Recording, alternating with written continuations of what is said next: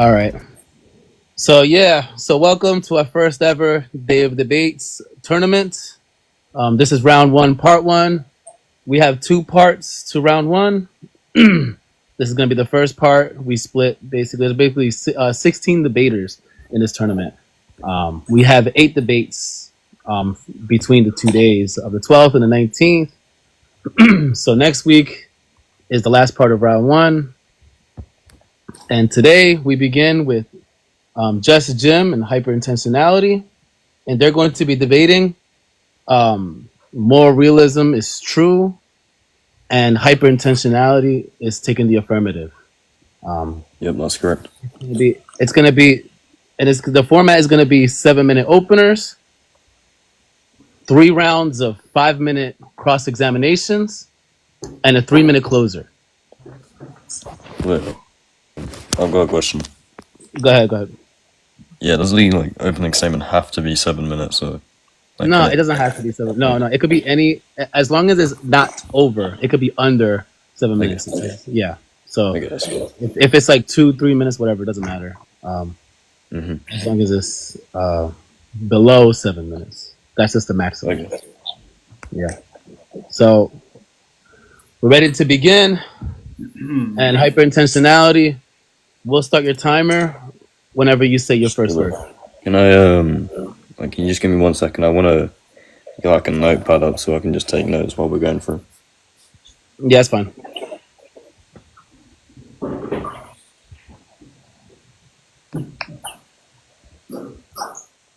Just let me know when you're ready. Oh, also, Marcel, I'm just going to drop you so then that way we could just clear the board. Okay.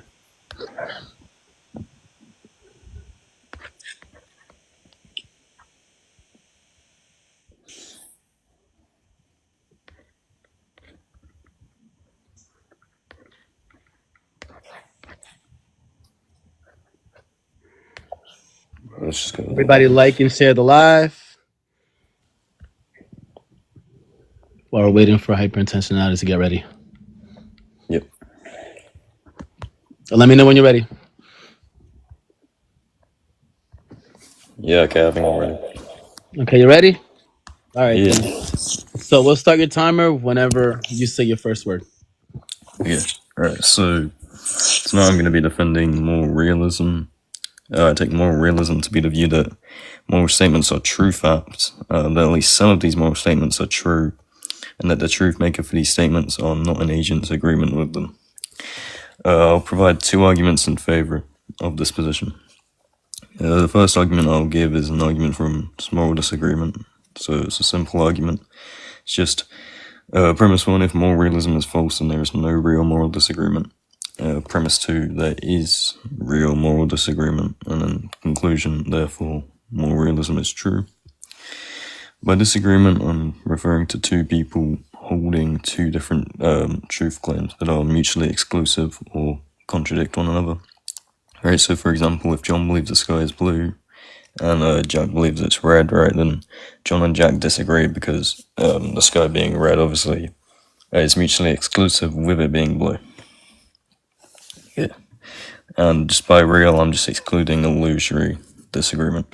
Right, so it seems clear that moral disagreements does in fact presuppose that one of the facts is objectively true. Or, sorry, oh yeah, that's right. Whereas the other is not. Right. To see this, right, first consider that this agreement presupposes one of the statements being true, as per how I've just defined it here.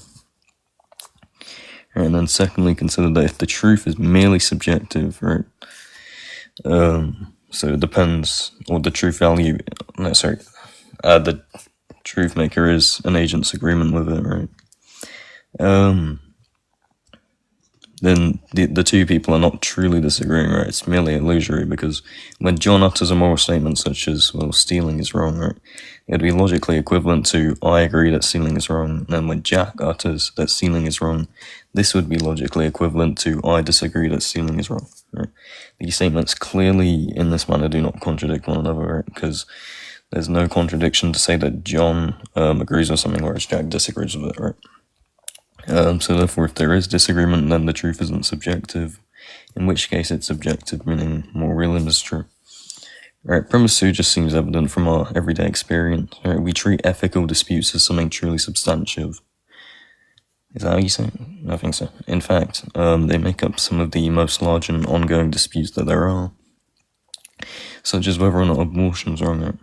Unless we have any good antecedent reason to think otherwise, we should accept that there is real moral disagreement. Therefore, both premise 1 and 2 are plausibly true, meaning that by modus tollens, more realism is true. Okay, the second argument I will give is the argument from epistemic facts, which just goes as follows, right? It's again, the way it's presented is just simple, right? There are objective normative epistemic facts. Premise 2, if there are objective normative epistemic facts, then there are objective moral facts. Conclusion, therefore there are objective moral facts. By normative epistemic facts, I'm referring to facts concerning what we ought do to obtain reliable beliefs and to be rational, such as if one has no good reason for believing P, she ought not believe P. Okay, so now the most clear reason for believing that these facts exist is the consequence of denying it, which is self-defeat. That there are no normative epistemic facts, but I have no reason for believing this is true. This obviously gives us good reason on an epistemic basis to accept that there are such facts, right? These facts are also very plausibly objective, right? It doesn't seem that facts such as if one has good reason or no good reason for believing P, she ought not believe P.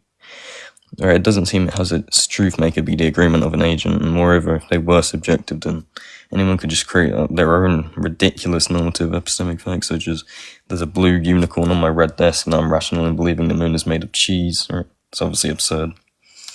So we should accept that they are objective and non-hypothetical. Yes, so, and then, so given premise 1 is true, we can move on to premise 2, which is, well, probably more controversial. So I'm just going to list 3 ways in which epistemic facts seem to plausibly presuppose or be connected to moral facts. Right? So the first is that normative epistemic claims such as that we ought not lie in scientific inquiry seems to overlap with moral claims, such as that we ought not lie, such that they are best understood, arguably, as moral claims. The moral claim that accepting or respecting intrinsic value, such as aesthetical value, is virtuous, right, seems to suggest that the practical reasons to respect epistemic value would also be virtuous and would be tied to this moral claim. Okay, and then epistemic justification in cases seems to be sensitive to moral considerations, right? For example, if a ship owner inspects his ship to ensure it's seaworthy, he does not inspect it well enough, it seems he's not epistemically justified in believing that it's seaworthy, and therefore has some moral responsibility if passengers die, but if he does inspect it enough, then he is epistemically justified and therefore would be morally innocent. Right, thank you for that. Yeah, I need to say thank you for hosting this, thank you for hosting me, thank you for my interlocutor, and thank you for all the mods. And that would end your round? Yep. Okay, great. So that concludes the opener for hyperintentionality. Jim, we'll start your timer whenever you say your first word. Okay, thank you. Well, as already stated, the proposition for today is moral realism is true. As my opponent already mentioned, right, part of his thesis, he falls under 3 commitments. First of all, that when moral statements are uttered, we are asserting that the propositions are truth-out. Secondly, that some of these propositions are going to be actually true. And the third commitment is that truth of these don't depend on any kind of agent, right? Whether they feel or decide that they're true, but they're somehow grounded in some stance independent moral fact. However, I'm going to argue the opposite, right? The opposite position, that this view of morality, or at least moral discord, is just fundamentally mistaken. Even though this discourse may be meaningful and useful to our human life, it does not anchor to any kind of independent facts out there in the world. And the anti-realist thesis explains morality without actually inflating our ontology, and without positing strange metaphysical entities, or without even leaving us with unsolved epistemic mysteries, right? And I'm just going to quickly give 3 critiques that fall under the major families of anti-realism. And together, I think that these a work to dismantle the realist position. First of all is going to be kind of the non-cognitive challenge, right? Non-cognitives argue that in moral discourse, these moral propositions aren't aiming to state any kind of fact at all. When we make utterances like, generosity is good, we're not actually reporting some stance-independent property, right? We're just expressing our approval or, recommending some kind of attitude, right? So this moral talk functions more as cheering at a sporting match or describing some kind of course of action, right? The realist, though, assumes truth aptness, right? But the non-cognitive easily could show that what looks like truth aptness can actually be explained by some kind of like logical, by the logic, of our expressive practices, right? So it's going to be up to them to actually demonstrate, how these statements are actually reporting some type of objective fact in the world. The second challenge could come from like the error theorist camp, right? Suppose we grant for the sake of argument that moral statements are truth apt. This still doesn't save realism because many error theorists like Mackey and Joyce, they're going to agree that moral statements purport to describe some fact, but they're going to argue that none of these statements, all of these statements are false actually, because these facts just don't exist, right? Mackey reminds us that these objective moral properties are going to be unlike anything else that we see in the universe, right? And so my opponent is going to actually have to demonstrate what are these type of facts that we see in the world that exist, that he's pointing to, that make propositions truth makers. And finally, the third challenge that he's going to have to face is, that from the non-objectivist camp.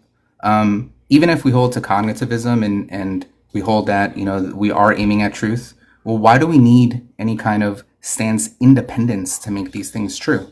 Non-objectivists are going to argue that truth of moral statements are going to be grounded not in something objectively in the world, but in human practices, our rational procedures, or even our cultural frameworks. So on this view, moral truth exists, but they're going to be indexed to our shared practices. There's no need for this kind of metaphysical, unnecessary anchors. So put together, right, the non-cognitive is going to deny the semantic foundation of realism. Error theorists, even though they accept the semantics, are going to deny the ontology, right? And non-objectivists further are just going to deny that they're stance independent. Each one of these undermine the realist position. And so the challenge that my opponent faces is that if he wishes to establish the truth of moral realism, he's going to have to do more than just gesture at some moral experience or our sense of objectivity. They're going to have to specify what that ontology is. They're going to have to provide a way that we know what these truths are, what epistemic methodology we have, right? And they're going to have to show how they're indispensable to explain moral claims. If they fail to meet even one of these burdens, their case collapses. So tonight, I'm not simply just saying I don't like moral realism.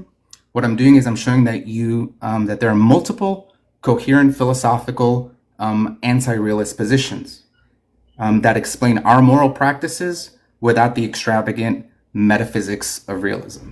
Now, until and unless my opponent can demonstrate the existence, accessibility, and explanatory indispensability of the stance-independent moral facts, the proposition before us, moral realism is true, should just be rejected.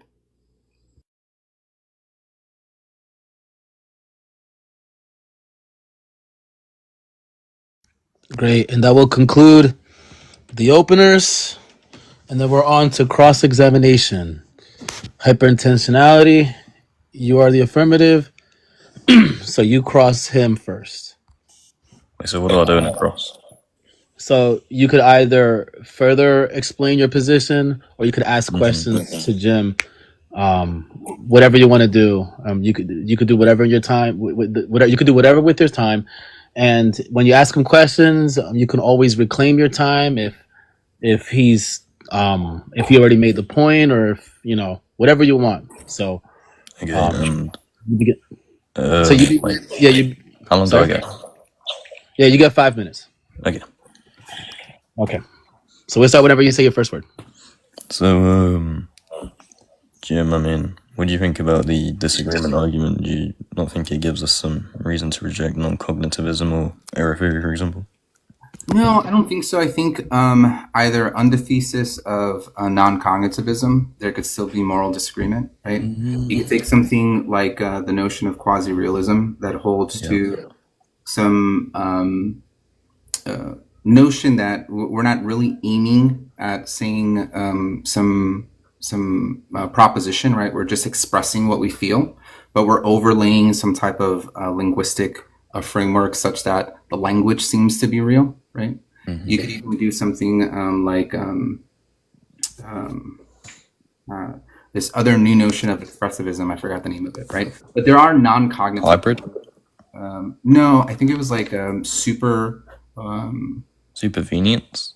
No, I'll get the name later. But there's a newer notion of expressivism that aims to address how we use the language in such a way that we're trying to express something that's real, even though we're not, right? So even under the non-cognitist view, we could still have moral disagreement. But I think that the moral disagreement argument makes a case for it being anti-real, right? Because we understand that the disagreements are going to be relative to where people live, the views that they have, their upbringing. So there's psychological and sociological explanations why there is this disagreement without having to kind of burden or anchor these moral claims to some kind of robust or real ontology.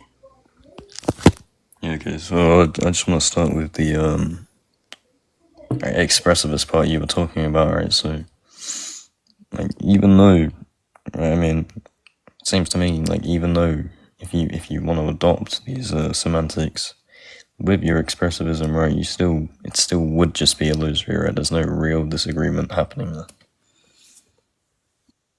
What do you mean by real here? Well, I mean, I clarified it in my opening. I said it was non-illusory, right? So, yeah. Yeah, but like illusory in what sense, right? Because I don't think that illusory, right, in the sense that there's no, even though there's some apparent conflict in these propositions that are like affirmed by these two individuals, right? Once we analyze them, there is no actual contradiction or opposition. Again, like I think baked into the language, right, that the realist uses be like real or actual, right, is to kind of like diminish the anti-realist position, because I think that there is a disagreement, right? There is a disagreement when somebody holds a position that X is wrong and somebody else holds that X is right, right? And we have a moral discourse, right? But I don't think that because we use the language the way that we do with probably other propositions that may have some truth maker that is objective in the world, because we use that language from a pragmatic sense, I don't think that the disagreement is less real or less actual because of it. I think that what they're trying to express, right, if we take this expressivist view, is that they have a particular attitude towards that action, and those attitudes are conflicting. One could be an attitude that's positive towards action X, and the other one that's negative towards action X. So I think there is some type of disagreement, but using this language of real or actual, I don't know that it really helps in the conversation. I mean, I think I get what you're saying with that, right? But I mean, then again, you still don't really have like contradiction here, would you? Given there's no sort of propositions that you have. Yeah, I mean, like, I don't think that there needs to be a quote unquote like a logical contradiction, in the sense that we understand it when we're talking about like, whether something is logically contradictory, right? But there could be what is understood as contradiction in the sense that like there is opposing views, right? One has one view that's distinct from the other, and that's what the discourse is trying to actually rectify or discuss. Well, I mean, no, I'm not sure because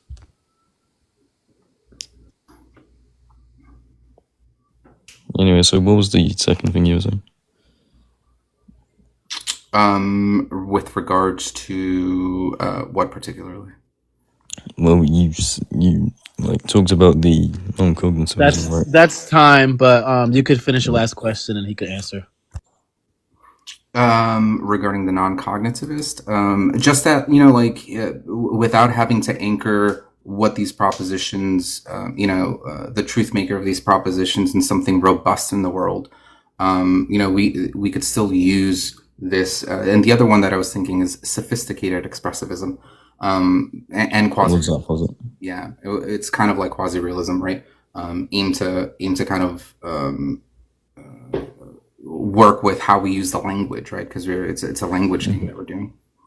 Okay, all right, and that concludes Hyperintentionality's first cross, and now we're on to Jim's first cross, and Jim will begin your time whenever you say your first word.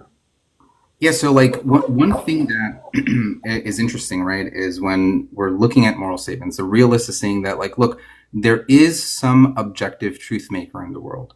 And so I guess my question to you is, when we look at propositions like, stealing is wrong, or, giving to charity is good, but what is that truth maker that is stance independent? The truth maker that is stance independent.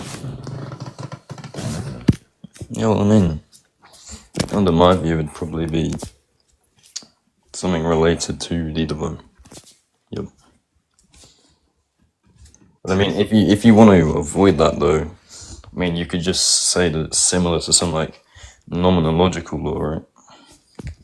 You want to avoid that strong commitment.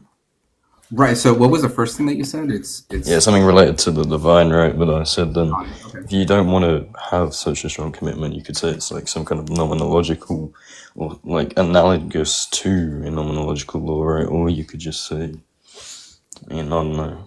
Yeah, well, both of these are going to hold to different types of ontological commitments in the realist view, right? Correct. Because are you saying that are the truth makers of these, propositions, like the moral facts, are they going to be natural, or are they going to be non-natural? Like, which one are they in your view?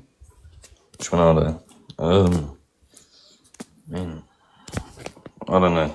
You'd have to define them. Define what natural is? Yeah, no, because I remember I read about those, but I forgot them. Yeah, well, I mean, like, natural is going to just presuppose that, it's explicable by, like, our understanding in science, or by some kind of, like, science. Yeah, so something to that effect. Yeah, then it wouldn't be. It'd be non-natural. It would be non-natural. Okay, so, this presents that yet another kind of layer that the realist, particularly a non-natural realist, is gonna have to answer, right? Like, because now this commitment brings along with it things that you have to explain. For example, like, what's the causal relation of these non-natural facts to moral propositions? It's the relation of the non-natural facts to moral propositions. Mm-hmm. Well, I mean, I don't know. I'd probably say that, and maybe they even are reducible to. I'm sorry, what was that? Yeah, maybe they are reducible to. I mean, could one not say that, right? Reducible to what? The proposition. Well, how can they be? Well, presumably. It's true in virtue of themselves. Right. When we talk about facts, right, we're talking about either some property or some state of affair, right, some relation, some event, right, something that's non-natural, right? So how do we link this stuff that is outside of the scope of, like, our methodological naturalist approach, and how do we what is that relation to that thing to, like, propositions like, stealing is wrong? It's the relation. Yeah, no, I'm still not understanding the question. How is it that it makes it true? For example, when we say, the fire is hot, right? Mm-hmm. The truth maker, the state of affairs, is that, like, presumably, this thing that we understand as fire, has some property about it that I'm touching, right? I understand what a truth maker is, right? I just don't understand how you're relating it to this question. Yeah, because presumably, if we're understanding truth makers in that way, and we're saying that, look, there exists some non-natural facts about the world, right? And these non-natural facts are the truth makers to moral propositions. Well, there has to be some relationship in the same way that truth makers like fire is hot, or it's the sun is out, right? These have a relationship to propositions that make them that bear the truthness of it, right? That are truth out. So, so you're saying there needs to be like some kind of external truth maker, or like are you presupposing that it's extrinsic or not? I mean, actually, I don't think extrinsic would apply there because we're talking about linguistic terms, but just external to whatever we're talking about. Yeah, I mean, like in some way that it has to be it's the truth maker, right? And the proposition is the truth bearer. There has to be some type of relationship between one and the other, such that the proposition stands independently true by this non-natural fact. Yeah, I mean, can you just say it's part of the natural law or something along those lines? I see a few different ways you could go. Yeah, then it would fall under a natural fact, not a non-natural one. And that's time. Hold on, that's time. Hold on, that's time. Okay, so now we're on to the second round of rebuttals. So, again, hyperintentionality. You have 5 minutes, and we'll start your timer whenever you say your first word. Okay, what was that thing you were talking about with expressivism or non-cognitivism earlier? You said something else after your former point. All right. Do you remember what it was? If I remember correctly, I was saying that under a non-cognitive view, which is we're saying in terms of the moral disagreements, right? How does a non-cognitivist kind of reconcile moral disagreements if a non-cognitivist is not saying that we're even uttering propositions? But like I said, under quasi-realism or under sophisticated expressivism, these are kind of theses that try to look at the language that we're using in such a way that they're pragmatic in the arena of moral discourse, and not necessarily anchor us to some kind of like robust metaphysical ontology that exists in the world. Mm-hmm. No, I thought it was something after that. Maybe I'm just misremembering, but I could have sworn you said something after. Yeah, I don't know. Okay, well.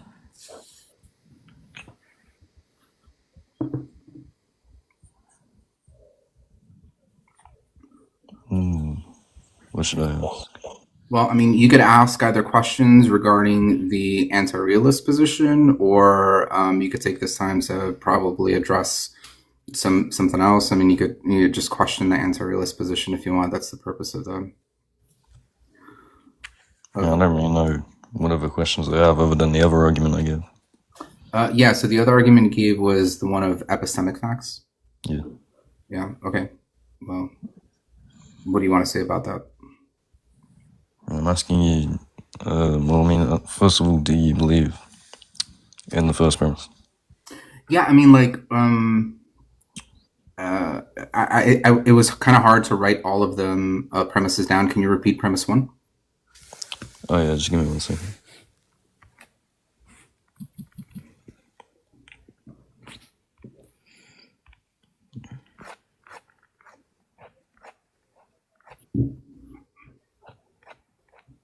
Yeah, so premise one.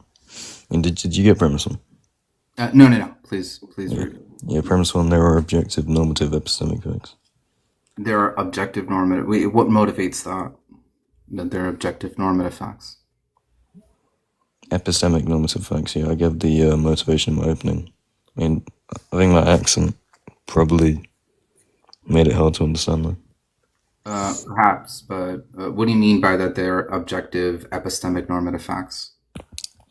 Yeah, so pretty much just that there are facts, right, about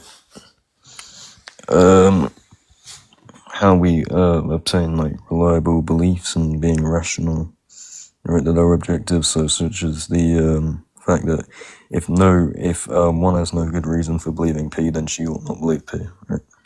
Yeah, okay. Why would we hold that these normative epistemic facts are going to be objective? I mean, there are two reasons. It's just that, first of all, it just doesn't seem right that No, they have a truth maker on the agreement of the agent, and then the second was just that they were subjective, then anyone could just create their own ridiculous facts, right, that would be true because they agree with it, right? So if I agreed that if there's a blue unicorn on my red desk, then I'm rational in believing that the moon's made of cheese, right? I could just say that. Yeah. I mean, look, I think like one approach may be from like an error theorist, right? An error theorist may say something that like An error theorist about what? and the way that an error theorist Like, you can have error theorists about normativity in general, and then you can have error theorists about like morality.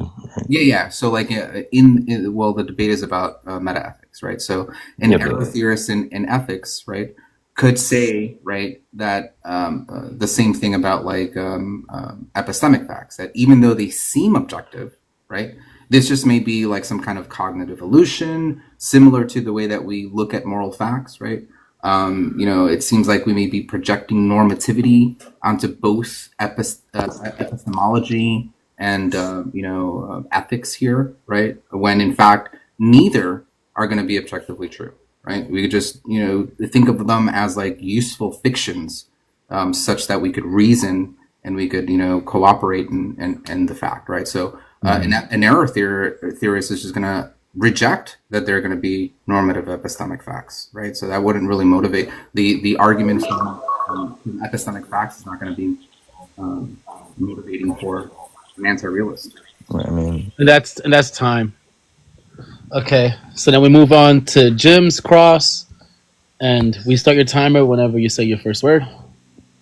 Sure. So I mean, I think kind of like jumping through, or kind of like still going through this this notion of ontology, right? Mackey brings up the argument from queerness, right? And so how are we? Why should we hold on to this kind of like weird ontology that's unlike anything else that we see in the world, under your view, such that they're truth makers for moral propositions? I mean, I just deny that there are nothing analogous to these. Okay, so then can you give like, because presumably like the properties that this non-naturalistic, fact has, right? It doesn't have, it seems as if it doesn't have any kind of causal relation, right? They seem epistemically opaque, right? What else in the world have those properties? You mean, wait, you mean a parkway? No, I mean like, even in the notion of how do we know these things, right? From a epistemological approach, right? If they're non-natural, which means that they don't abide by like, the nomology that we know, or the sciences, we can't investigate them through like, some kind of methodological naturalist approach, right? If we can't do that, how do we even know them? How do we even know what these facts are? Yeah, well, I just want to talk about the first one first. Well, sure. So you said there was nothing, or there's nothing similar to these. Yeah, just to clarify, that's what I meant by epistemically opaque. Right? Yep. Yeah. Yeah, well, I mean, I'd just say that that's false, right? I think that epistemic facts, right, all the normative epistemic facts that I've been talking about are analogous. So I guess then it would just delve into whether or not these actually exist. Sure. Okay, so okay, so let's say you're saying that the ontology of these things are kind of similar to normative facts, but in your view, like, do you take that normative epistemic facts are non-natural? Normative epistemic facts, yeah, I'd probably say, honestly, I think it's a tough one, but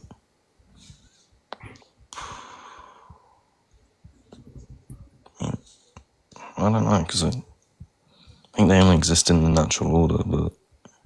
Right, so then if epistemic normative facts are natural, and you're saying that moral facts are going to be non-natural, well, they're going to be distinct, right? So now we're not talking about the same thing. Well, I mean, like, if we're just talking about, like... Am I allowed to take stuff back? I'm sorry, say that again. Am I allowed to take stuff back? Sure. Okay, I'll say they're natural. So you're taking the position that moral facts are natural? Yeah, What do they reduce down to? the natural laws. Yeah, but what about like nomology? Art is going to What make. about it? Yeah. What about how is some natural law the truth maker to propositions like stealing is wrong or pro-choice is good, right? Like what about like the speed of light makes that true or something? That doesn't sound. Sorry, I didn't catch that last part. Yeah, like what about some nomological law like the speed of light or gravity or something, right? Like what about these laws make moral propositions like stealing is wrong or pro-choice is good? What makes them true? Yeah, so I mean, I'd say it's just grounded in telos, right? Or the telos of things, right? Because that's what the nomenological stuff is grounding, right? And our natures are grounding, right? So, talk about, for example, stealing's wrong. Well, it's unvirtuous. It's part of our nature that we should build virtues. Thus, stealing would be wrong.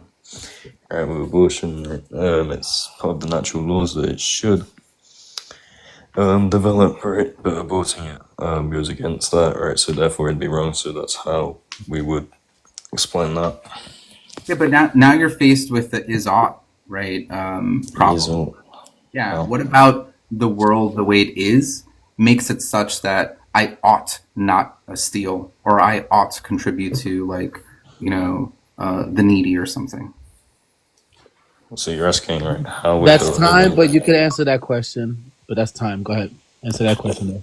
Yeah, I mean, I was going to ask a clarifying question. Yeah, go ahead. And I was just like saying, right? So you're asking how we derive from the natural laws. Right. I mean, yeah, I mean, I don't really have an answer. I mean, could I just say it's primitive? Or is it more of an epistemic question? Right. Is it an epistemic question? That's time. Yeah, that's time. Okay. Right. So, all right, 5 minutes. There's gonna be a last cross examination, and we'll start whenever you say your first word. Wait on. So, is there another? Is this like my last, or is it like the last in The general? last, your last cross examination. Yeah. Okay. And then I go, and then closers. Yeah. So, what were we talking about? We were talking about natural law or something. Yeah, I mean, last round of questions you were asking more in terms of epistemic facts and how an error theorist would contend with that, right? I gave you kind of like an error theorist view. Yeah. Well, I mean, so the error theorist is saying, right, that these don't actually exist, right? Yeah, I mean, I think. we're not going to take that these things exist. And How would you respond to the problem of self-defeat? can you explain the problem of self-defeat? Yeah, well, it's essentially just saying that, like, if you believe there are no of these truths, or these normative epistemic truths, then you'd be saying that the paradoxical statement. I forgot who originally proposed this whole paradoxical statement things. It's like Quine or something, where you have it's raining, but I don't believe it is. Right, these paradoxical statements. What the self-defeat objection is saying is that, well, if you're denying the existence of these, then you're saying that it's true, right? But you have no good reason for believing it to be true. So you seem to have some self-defeat, right? Because you're affirming it, even though you have no good antecedent reason. So just to clarify, it's saying that it undermines itself because it contradicts the. Well, I mean, we're not necessarily talking about logical contradictions here. We're more just talking about, right, it's paradoxical. Okay. Right, or it's self-undermining. Yeah. Can you give an example of how that plays out? Like in what way? Would it be? Yeah, I mean, I'll give an example I gave earlier, right? So, just an example of one of these paradoxical statements says, well, No, it's raining, right? But I have no good. Oh no, it's raining, but I don't believe that it is. Yeah, that seems paradoxical, right? Sure, but like what? And self-defeating. Okay, Alright, so we're saying that that's self-defeating. but why would that be self-defeating for an anti-realist? They say that there are no normative epistemic facts. Um,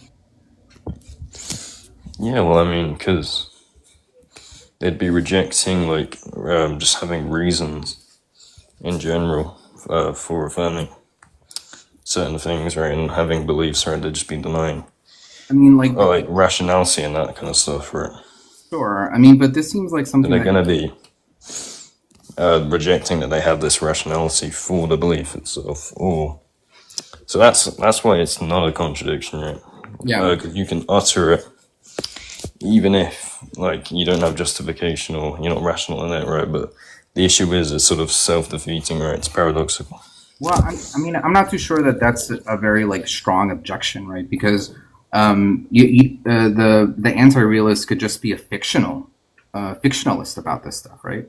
And they could act as if like these moral or epistemic norms are going to be real, just because they're useful in the arena of moral discourse. But that doesn't commit them to like now having to accept some type of stance independent truth maker for them, right? So like when an anti-realist is debating a realist about this, if they're taking some kind of fictionalist approach, they're just playing within that practice, right? Much like I don't know, like if we're just playing chess, right? Without actually having to believe that the bishop or the knight or something actually have metaphysical existence, right? It's something to that. So I don't know that that's really a cogent defeater to the anti-realist position. I mean, if you go about this like pragmatism, or like it seems like a pragmatist. How do you say pragmatist? Fictionalist. No, I'm talking about like saying they're good just because they're like useful. Okay. Yeah. Yeah. Like, is it pragmatist? How you pronounce Yeah, I it? believe it's pragmatism. Yeah.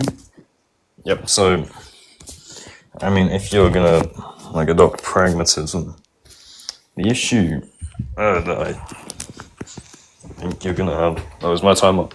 Yeah, time's is up. You can finish the last sentence. Yeah. The issue with like pragmatism, right, is you're still not actually. It seems you still don't have rationality in this, right? Because you're using these things, right? Even though you don't actually believe them to be the case, or you don't believe they are authoritative in any way. All right, so you're just appealing to things that you don't believe. Sure. Oh, sorry, is that my time up? Yeah. That's your time. You just had that one last sentence to say. Okay. All right. So Jim, Yeah. it's gonna be your last cross. We Yep. start whenever. Yeah, we start whenever you say your first word. All right, great. I mean, like, just to finish the response to that, right? It's like I don't see that a problem, right? We do that a lot within our life, right? Being fictionalist about things in order to have like discourse. So not seeing how that is much of a problem. I think like maybe one last line of inquiry, right, that we could do is even if I grant you like cognitivism, and even if I grant you some type of purporting, stating facts about the world or something, right? Why is it that like I have to hold to some objective moral, fact that makes these propositions true when I could easily explain this stuff, why we have disagreements, why people have particular stances? I could easily explain this stuff, through psychology, sociology, or evolution. Like, do you have an example where positing objective moral facts explains something better than the anti-realist positions do? The anti-realist positions. Did you say? Yeah. So you're asking me if I have somewhere where it explains it better? Yeah, I mean, like, from the realist point of view, right? Holding on to some type of objective moral fact. Do you have an example where positing that these things exist, right? These moral facts that are either natural or non-natural, explain something better than, an anti-realist's thesis would? I mean, I don't know if my epistemic argument would count. Not necessarily. I mean, I think I was able to address the epistemic argument from an Arab perspective. I mean, I still disagree with that, but I've only gone past that now, though. Okay. I mean, let's see. Well, I mean, I'll just say one thing about the fictionalist thing you're saying, right? Sure. I mean, sure, like, we talk about fictionalism all the time, right? But this, it's obviously, well, it's clearly different when we're talking about, like, epistemics, facts themselves, right? And what's the ultimate justification for beliefs and rationality. Okay. All right. So I guess 2 minutes left here. So, would you agree that if we're evaluating two hypotheses, one that has less ontological commitments and explains the data better and is more parsimonious, would be favorable over one that isn't? Would be favorable what, sorry? Would be favorable over one that is not that way? It seems so, unless we have some other reason. Sure. So then, if we're looking at, the realist and the anti-realist hypothesis, and we see that the realist is kind of like making additional commitments in terms of like the type of ontology that they're holding on to in their world, either natural or non-natural moral facts that are distinct, right? And it doesn't really have any explanatory power, right, towards understanding moral proposition and moral discourse. Why should we, attach ourselves to that? Yeah, man. I'm gonna give the disagreement argument and just the two arguments I gave, man. Yeah, but I don't think that those arguments actually aim to explain. They're just showing that your thesis is more ontologically bloated. I mean, right? Yeah, they are sort of. I mean, if we're looking at the structure, right? Yeah, they're deductive, but when we're going into the premises and the justification of those themselves, we do have some appeals to like the explanatory.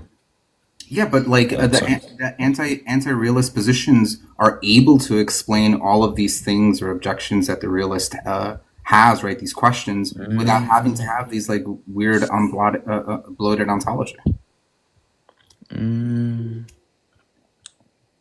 mean, which specific? Like, I mean, are you just referring to like all of the arguments provided? You quantifying over all of them?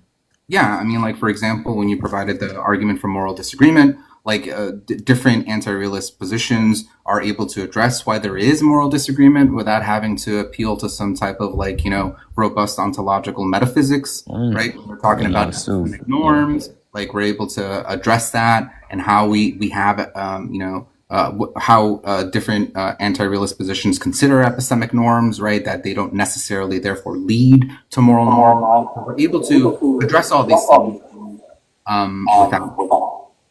Sorry. And that concludes your time. So we're on to closers. Hyperintentionality. We'll start your time. We'll start your timer whenever you say the first word. Yeah. Wait, what do I say in my closing? You just, you reaffirm what you have been stating. See what you came out like. The conclusion to the argument. Okay. Yeah. Well, I think you did have some pretty good critiques of the disagreement argument. I think the epistemic argument ultimately wasn't touched on enough. I think we should have touched on it more. What else?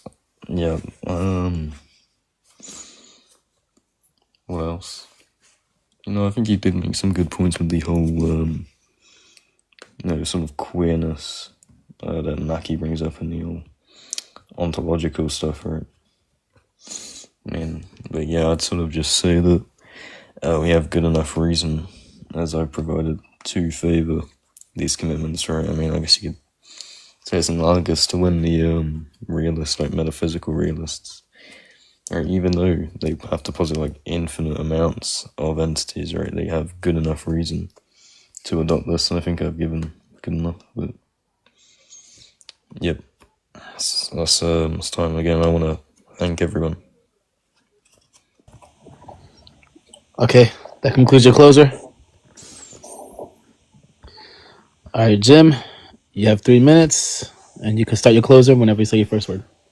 Great. Well, I want to thank everybody for the first debate. You're echoing a little bit. Thank you. And so as we close this debate, right, my opponent has tried to make a case for moral realism and that moral realism is true, that moral statements are truth apt, and that some of them are true, and that, the truth maker are some type of objective, independent thing outside of us. But however, I think that when pressed with a lot of these questions, his story faltered, right? First, from the non-cognitive challenge, right, we're able to demonstrate that moral talk is not about stance independent facts at all, right? They function as some type of way to express our attitude towards different actions, right? Secondly, from an ontological view, right, error theorists challenge it stands untouched, right? If moral statements purport to describe objective facts, then those facts would be, what Mackey calls queer, right? And whether they were natural or non-natural, like I tried to press my interlocutor here, he was a little bit unsure, he wasn't sure. So this kind of demonstrates the world just seems unclear, right? We don't know what they are. And nonetheless, even if they were clear, how do we even get to know them? There's an epistemic gap that happens, right? Realism just staggers under these three unresolved burdens, right? It cannot clearly specify what these objective moral facts are, and it can't show how we can reliably know them at all. And it can't demonstrate why they are explanatorily indispensable when, under anti-realist position, things like psychology, sociology, evolution, explain why we have these moral practices. So in essence, the realist is left just making promissory notes, right? They're left saying there are objective truths, even if we can't say what they are, how we know them, or what they do. And really, that's not an argument. That's kind of a leap of faith. So tonight, I hope I demonstrated that on the one hand, a theory that's weighed down by these mysterious entities and unanswered questions, and on the other, we have a family of anti-realist positions that each explain moral practices without inflating our ontology.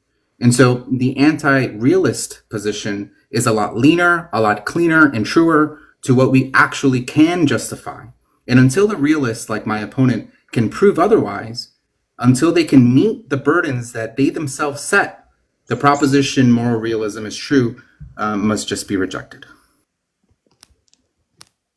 All right, and that concludes the debate.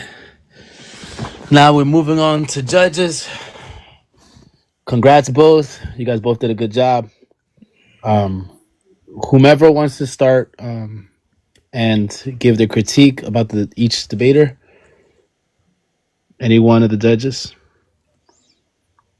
Yeah, I think Mitch wants to start. To say that I want that's cool. Okay, yeah, well done both. That was really good. So briefly, on the openers, you both did fantastic. Very concise, very to the point. You set up expectations. I think one criticism I had from Jim was you introduced, I think, the explanatory role of moral language, just at the end, whereas that was maybe not motivated, but you both really well. And then on cross, Jim, yeah, it goes without saying, hyperintentionality. You just referred back to your opener quite a lot. You didn't motivate you very well. Your questions also gave Jim a good opportunity to motivate his worldview. His view. They didn't really expose any weaknesses. So yeah, the cross goes to Jim each round, and then the close also goes to Jim. All right, thank you, Mitch. Flenser Friction. Yeah, I can go. Can y'all hear me? Okay. Yes. So I think a lot of the observations were similar to Mitch. I thought the openers of both were very strong. I thought maybe stylistically Jim did a little better, just all around. But I thought Jim had a clear strategy kind of going in, especially with respect to the crosses and kind of what he wanted to get out of that. And it seemed like Hyper was just kind of winging it most of the time. And that was, I think, especially evident in the close. I also agree that instead of motivating the argument, there was a lot of referring back to, well, I said that in my opening. And so I don't think it was really clear to the audience exactly what part and how. I think that's pretty much what I got. Okay, thank you, Spencer. And Friction? Yeah, okay, so for the openings, well, I actually preferred Hyperintentionality's opening in that, well, he gave some clear arguments in support of realism. I think that could have been put a bit better, but there were arguments presented. The argument from disagreement, and then basically the companions and guild style argument. I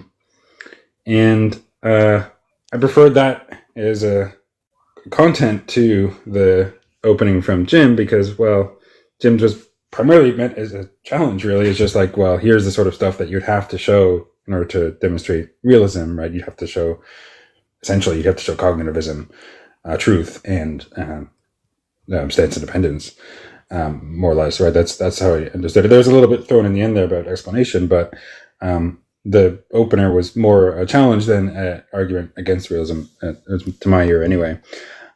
But if I was judging it just on that, I might actually give it to Hyperintentionality, but of course I'm not judging it just on that. And throughout the rest of the debate, I thought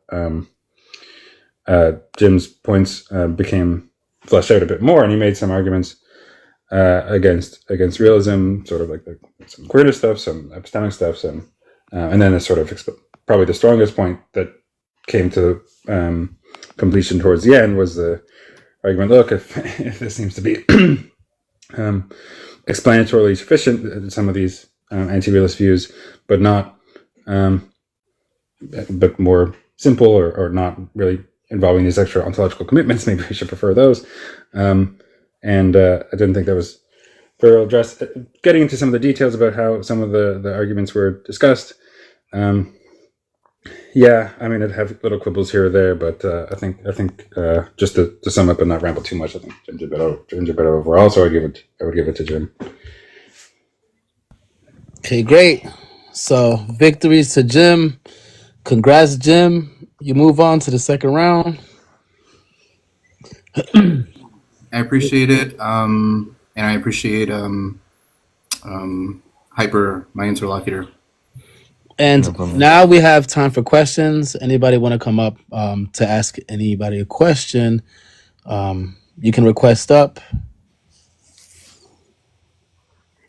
And the poll is up, by the way. You can vote who you think won. Hey, good job, Fiction. Right now, Hatim, I Great, swear. great deliberation by Friction and Friction only.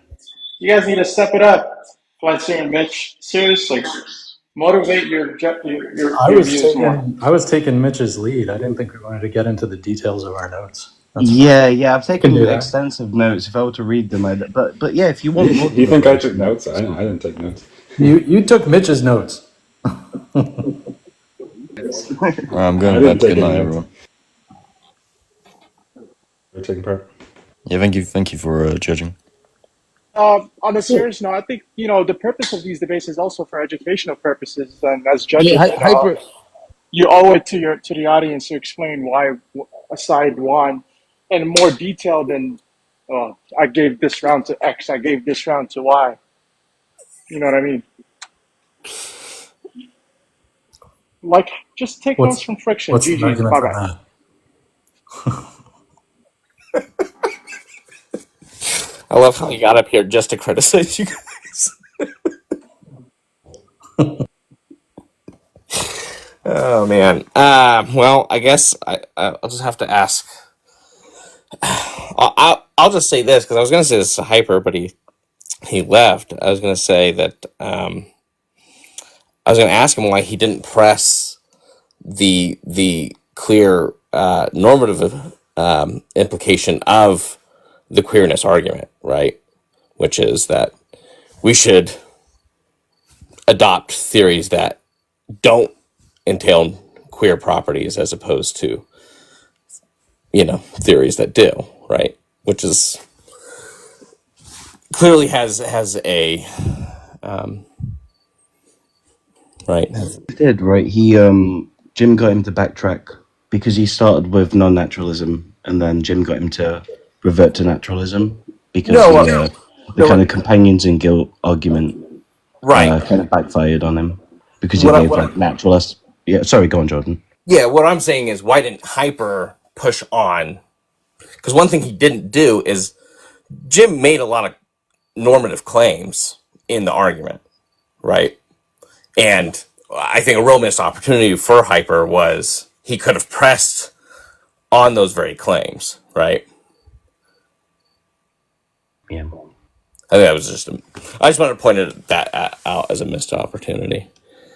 How do you think you would have, if Jim, if he had said, look, when you're talking about, burdens, and you're talking about, the queerness argument, there was something else he said, I don't remember, but how do you think you would have responded if he had said, look, those are epistemic claims, right? Those are grounded in epistemic norms. So when you rely on them, you're implicitly relying on the epistemic norms. And if epistemic norms are something like a matter of attitudes, why should I accept those? Those aren't maybe the attitudes that I share, right, with you. So if we just have this kind of fundamental disagreement about, we just have different attitudes, I mean, I don't know what your theory of epistemic norms would be, but Sorry, quick question. Are we? What's the schedule tonight? There's another debate, right? Yeah. There's another debate at 7:30 Central. So in like 15 minutes, roughly. It's gonna start the next one. Yeah, we have 3 more debates. You have 3 more debates tonight. Okay. Yeah. Okay. Not surprised. Yeah, I think I knew that. So 1:15 in the morning here, so I'm going to be up late, I guess. cheesy cow, Mitch. Hi guys, sorry, before the second debate starts, can I just point something out? Yeah, go ahead. Yeah, so I would just like to say, first of all, I respect logic and rationale, but I'll just say I think there's a problem here because we're expecting to see morality as something that's objective or necessarily subjective. I would say it's pragmatic, it's just what works, because over time we've seen morality shift with different cultures and different norms. So it's a pragmatic thing. No, it's not a natural thing. It's not a personal thing. It's more of what's agreed upon. That's my argument in a nutshell.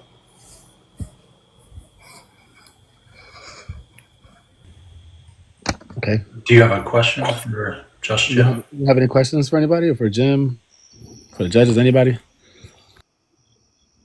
Do you know that this is a formal debate? Hood? I think Hood may have just come up here. Oh, okay. That's why I stated that I respect logic and rationale, but I'm just saying without the subscribing to definitive realism. I'm just saying. Did you hear the debate that just happened? Yeah, I heard the debate, but okay. I think it might be quite unnecessary because morality is not something that's subjective or objective. It's pragmatic. It's what works culturally. So trying to deduce if it's necessarily objective or subjective is a waste of time, is what I'm saying. But all due respect, I'm not trying to disrespect the purpose of the debate, but that's just my opinion. Mark, you have any questions? I got a question for Jim. Okay. You there?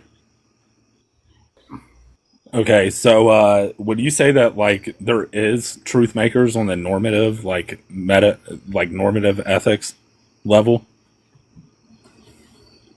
I'm not too sure. I really didn't. I haven't really looked into the epistemological side of that, so I wouldn't know without reading further. Well, I really appreciated how you hit like a lot of your examples were like right along the classical like literature you'll find when you read into this. But so for me, like when I look at a normative ethical prescription, right, like stealing is wrong, right? That's always like conditional to me. Like there's no truth maker for that statement. So like not only am I on the meta ethical level, like a non-cognitivist, an anti-realist, and an emotivist, but I don't think that there's any way, even on the normative ethical level, to make a moral declaration without some kind of like just conditional axiomatic statement that you either reject or deny. A particularist about normative ethics. She could make any like normative ethical statement that's like objectively true either, is what I'm presenting. Like That's meta ethics. The objective part is meta. Yeah, I understand. I understand that that's meta ethics. I'm saying in the same way that there's no ultimate truth maker for meta ethics, there's no ultimate, like, it's just a direct downstream effect. Since there's no true truth maker for meta ethics, there's also no truth maker for normative ethics, would be my position. It's just going to be based on a condition. If stealing is wrong, like, and there's no way to ground that.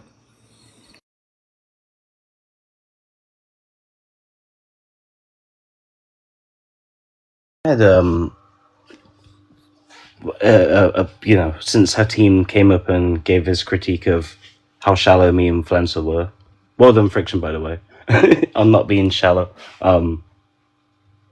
So on the opener, you said that you were going to give 3 critiques, but then you kind of instead gave 3 positions in meta ethics. You gave kind of just general like non-cog positions like emotivism, expressivism, whatnot, error theory, and then subjectivism. So I don't know. It's not really a question, but rather a critique. I would say if you like, it was good to explain those points because they came up in your cross exams, but it was kind of like it threw me off a bit. I was expecting a critique of moral realism, and then I got 3 positions in anti-realism instead. Yeah, that was one of my first notes, actually, Mitch. Yeah, so But I thought he did a good job of like shifting the burden too, so I kind of gave him credit for that. Thank you. yeah, what I was laying out is that each of these anti-realist positions give a critique towards the realist position, and so the non-cognitivist is kind of undermining the realist position by having why assume truth aptness for moral propositions, which is what I kind of laid out. The error theorist, even if we grant moral propositions, is saying, well, why are there truth makers? Why do you posit that they are truth makers in the world? And that's So that was kind of like the critique that I was giving. How each one of these actually undermines. That's why the challenge was: look, in order for realism to stand up, right, you'd have to answer all of these. Yeah. So that's what I would phrase that as, right? Is the requirements or the burden, like Flenser said. Like you did a great job at setting the your opponent's requirements, what they had to meet in order to kind of overcome these other positions, but they weren't like critiques. That's all. It's maybe like a minor point when we get down to it, but Yeah, Hyper could have really pressed on that, and he didn't. Like, he really just accepted the terms of your debate, and the whole time it was just, and the cross was just on your terms. So I have the scores of the cross are like pretty. Like I have. You don't need to go over those. Well, yeah, well, 90. Let's just say one of them is 90-20. So like 90 out of 100 to Jim, and then 20 to, and that was the best one from. So yeah. Yeah, there was a definite decay rate going on from the opening to the closing. My side of the argument. No, for him, sorry. No. Yeah. I think yours got better as it went on, actually. Hello, Jeff for Truth. You have any questions for the judges or the interlocutor? Well, I missed that debate, but I guess, yeah, and you've been talking about it just a little bit in the last few seconds. I'm curious, and I saw somebody, Ross Ohl showed up and said who won. So maybe for anybody showing up now, just a quick summary of what the positions were and how the judges came to their conclusions would be good before you move to the next debate. So I went first as a judge, so I can give my summary quickly. So round one, hyperintentionality was defending moral realism is true. He used kind of moral disagreeability or moral disagreement and companions in guilt with like epistemic facts being normatively real. Therefore, if normative realism can exist in epistemic facts, and it can exist in moral facts too. And then Jim gave kind of three positions in anti-realism, right? Non-cognitivism, error theory, subjectivism, and set a burden for hyperintentionality to meet. In the cross-examinations, they kind of asked, hyperintentionality asked for Jim's comments on moral disagreement. And his argument is like, what do you think about my argument about moral disagreement? Which I think was a very bad question to ask. Jim gave like good motivations for how moral disagreement can manifest under anti-realism, or how it can appear under anti-realism.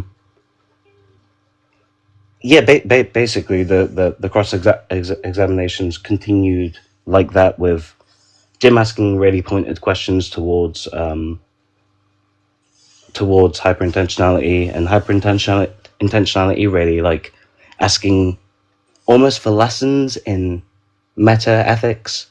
It felt after a while, so Jim won that round. And then in the crosses, in the closing, Jim summarized his position, showed how we demonstrated that moral disagreement can be accounted for under anti-realism, how companions in guilt is not a good argument, how you can just deny epistemic normative facts, and hyperintentionality said that Jim gave good critiques and then referred back to his opening. So that's my summary, I guess.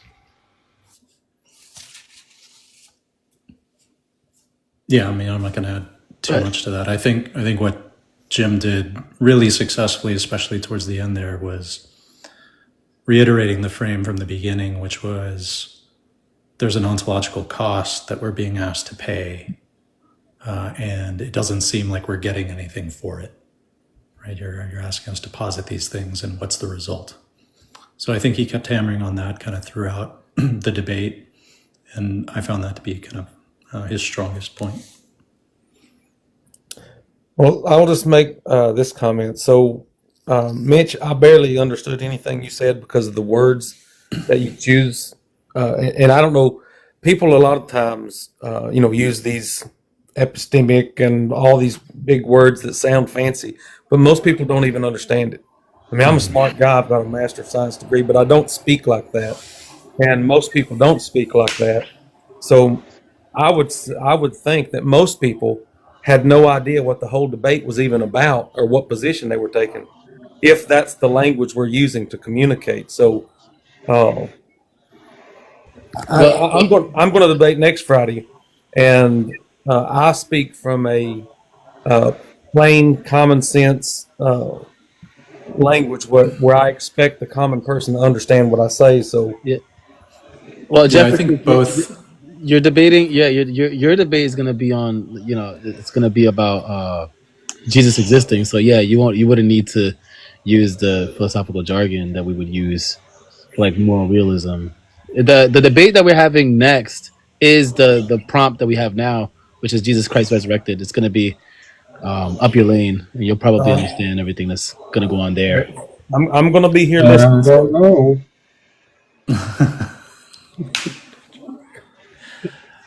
I'm not sure. Yeah, I mean, this I'm not is a debate on convinced. meta ethics, and I think both sides knew the jargon and the lingo, at least for their positions. I was a bit taken aback when Hyper asked what the is-ought divide was. I would also like to add, Yeah. Jeff, this tournament's for money, and the people are Yeah, Tim, gonna he do knows what. that. He knows that. Yes, he knows that. Yeah, I'm emphasizing it. I know he knows it. I'm saying that they're playing not to necessarily woo over the audience, but to win money potentially, and they are aware that the judges understand them, so they're not really here to cater to the audience, but to win.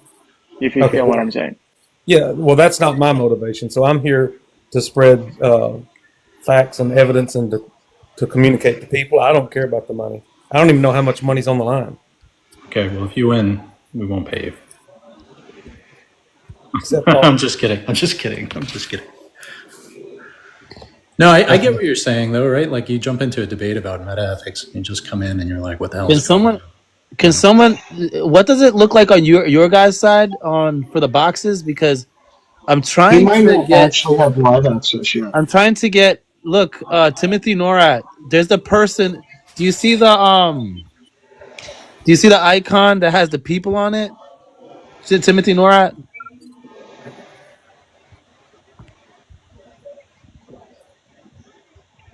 He's like the next debater. He doesn't know how to get on here. Timothy, you see it? Click on that, and then you'll be able to request up.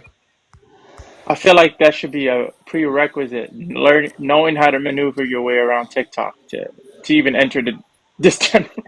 I think that he has a. I think he's mostly on Discord. So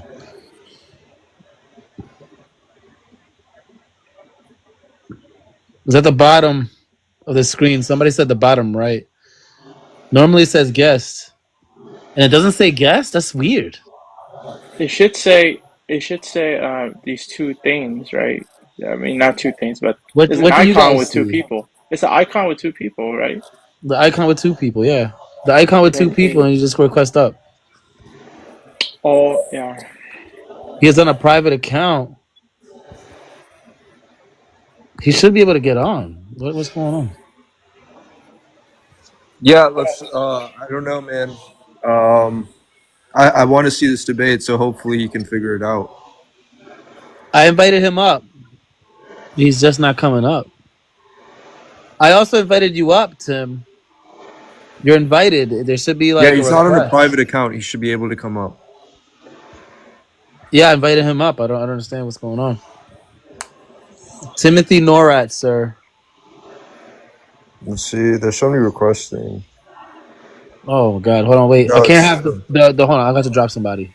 Oh, wait Just a in case he second. comes up. Just in case he comes up. Timothy's out of commission, and coming in as his replacement, sir. I'm just- Oh no, no.